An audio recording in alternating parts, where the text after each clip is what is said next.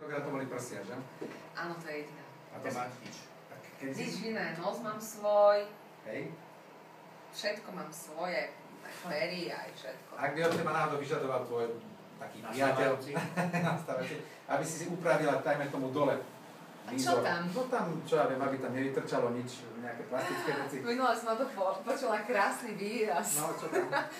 Vyklepané reznie. Ja by si sa chcela odšnicliť.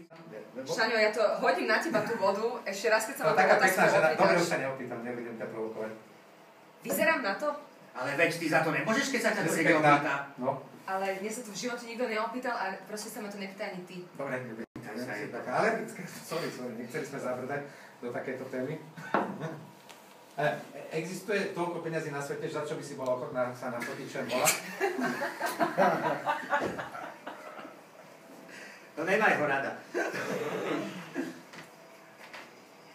Áno, existuje.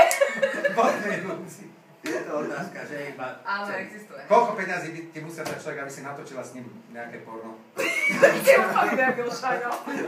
Už sa nebudem pýtať. Ja viem, to sú také otázky pod pás.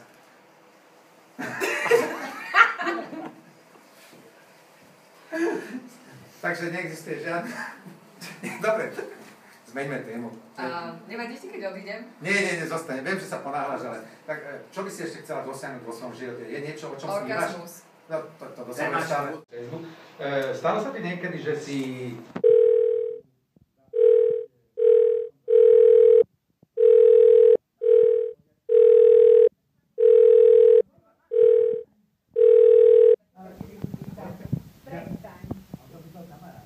Akože...